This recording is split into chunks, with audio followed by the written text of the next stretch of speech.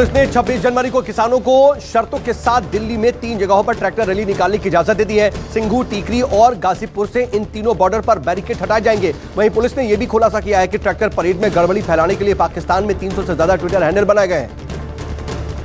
दिल्ली के बाद महाराष्ट्र में भी किसान सड़कों पर उतर आए हैं। किसान नासिक से मुंबई तक मार्च निकाल रहे हैं। ये मार्च किसान आंदोलन के समर्थन में निकाला जा रहा है। बड़ी संख्या में किसान पदयात्रा करते हुए मुंबई पहुंच रहे हैं।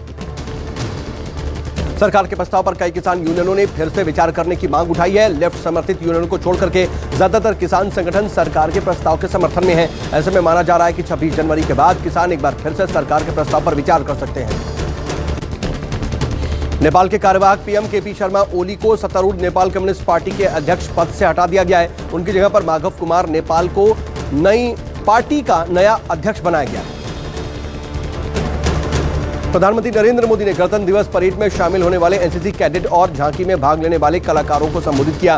पीएम ने कहा कि आत्मनिर्भर भारत की सफलता आप पर टिकी हुई है। देश में वोकल फॉर लोकल को बढ़ावा देने की जरूरत है।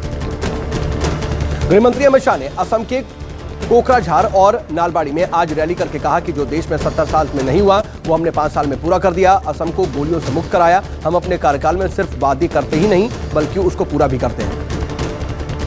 राहुल गांधी तमिलनाडु के दौरे पर हैं, जहां उन्होंने मोदी सरकार पर जमकर के सियासी तीर चलाए। उन्होंने कहा कि पीएम मोदी के मन में तमिलनाडु की संस्कृति, भाषा और लोगों के लिए कोई सम्मान नहीं है। वो सोचते हैं कि तमिल लोग उनके विचारों के अधीन होना चाहिए।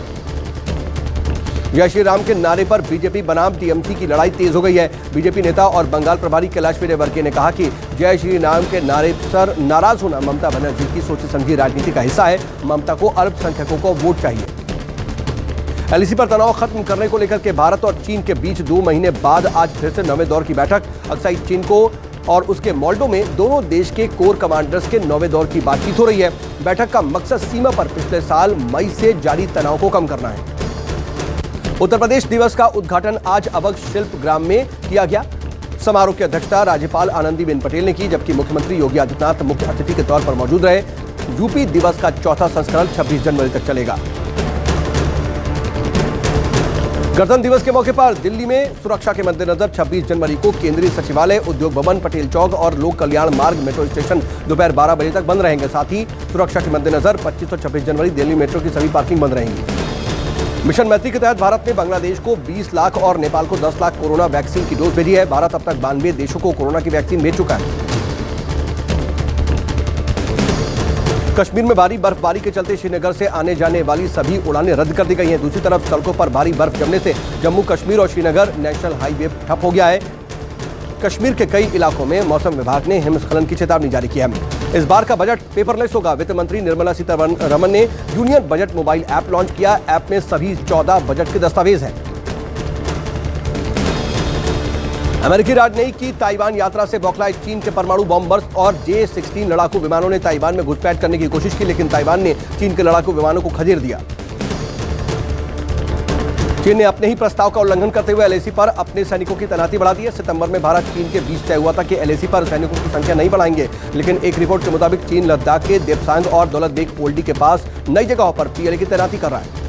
अमेरिकी सीनेट में 8 फरवरी को डोनाल्ड ट्रंप के खिलाफ महाभियोग की सुनवाई शुरू होगी। रिपब्लिकन नेता ने 11 फरवरी से महाभियोग की सुनवाई शुरू करने की सलाह दी थी, लेकिन इस तारीख पर सत्तारूढ़ डेमोक्रेट सहमत नहीं हुए। बता दें कि अगर ट्रंप महाभियोग में दोषी हुए तो अगला चुनाव नहीं लड़ पाएंगे।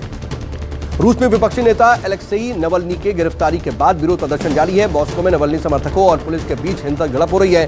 पुतिन सरकार के खिलाफ करीब 70 शहरों में विरोध प्रदर्शन हो रहा है, जिसमें नवल्नी की पत्नी यूलिया समेत करीब 3400 लोगों को हिरासत में लिया जा चुका है।